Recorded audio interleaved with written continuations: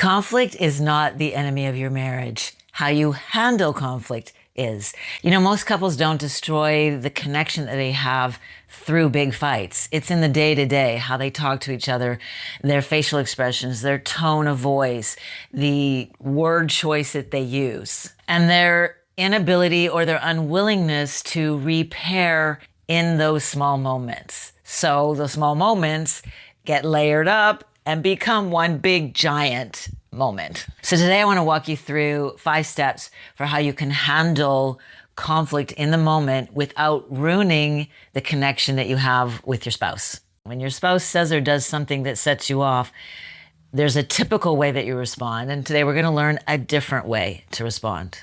So step 1 is to step back and take a pause. When your spouse says or does something that really sets you off and you have a typical way of responding, the best, most important thing that you can do in this moment is to just pause. And in that pause, maybe you're taking a deep breath, okay?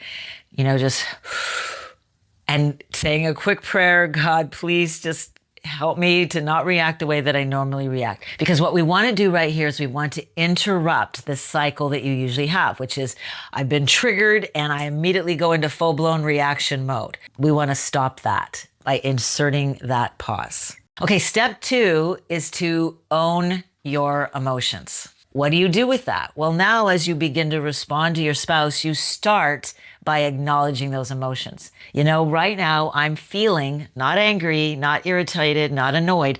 I'm feeling hurt, or I'm feeling confused. I'm feeling disrespected. When you focus on your emotions as opposed to pointing out what your spouse has said or done, your spouse is going to be a lot more willing to listen to you. If you just come at your spouse with, here you go again, you always do this, or you never do this. If instead you choose, I'm feeling this way right now as a result of what you said or done, and I want to understand this better, but here's what's going on inside of me, emotion-wise, your spouse is going to stop and hear that a lot better. The third key to breaking this cycle is to really listen, to understand, not to defend or attack. So when you tell your spouse, this is what I'm really feeling, can you help me understand what you really meant? When you listen to understand, your spouse actually feels listened to, okay? Because you are conveying to your spouse, I really want to know what you are trying to communicate to me so that I can know how to best respond. Notice that through these 3 steps, you're not actually responding yet to what your spouse has said or done. You are just getting clarification on what they really intended. You're not assuming. How quickly do we assume? I already know what they meant. I already know what they were trying to say. I already know what this means. Okay, that's going to cause you to react faster than anything, those assumptions. Okay, step 4.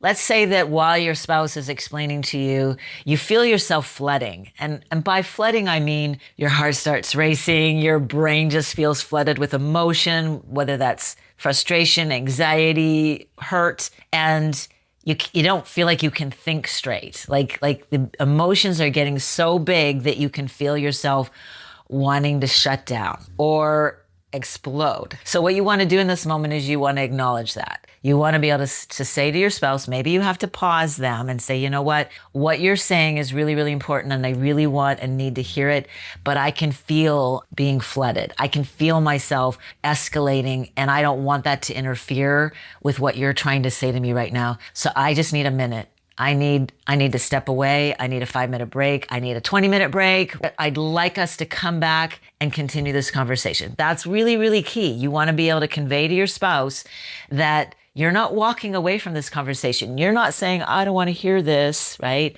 And you're just shutting down. You're saying, no, I do want to hear this. This is really important. This is really critical, but I am not in a good space right now to have this conversation in this moment. I need to attend to my emotions and calm them down so that I am in a better position to really hear you.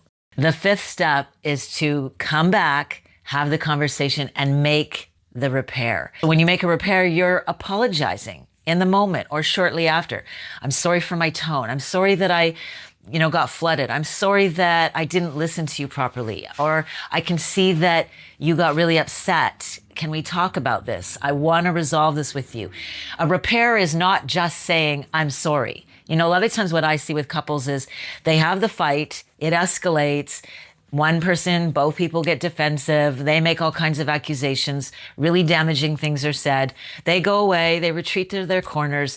A day goes by. 2 days goes by. One or both of them says, I'm sorry. I shouldn't have said that. I forgive you. I'm sorry too. And they think that's the repair. But they never actually went back and dealt with the underlying issue. Repair is coming back, having the original conversation again, getting to the heart of what the actual problem is, collaborating together on the problem solving. We are going to address this problem. We're not going to make each other the problem. And then at the end of that repair, you follow up with, thank you for really listening to me. It felt really good to be able to have this conversation. Can we say a quick prayer? Can we, can we have a hug?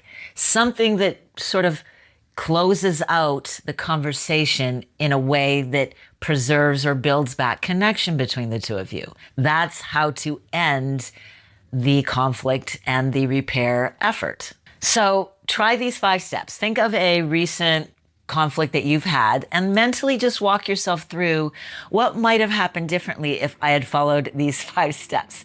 Now, I know that potentially your marriage has gone to a place where it feels like we are well beyond just trying these 5 steps. And the reality is that some people need a lot more than just a quick training video.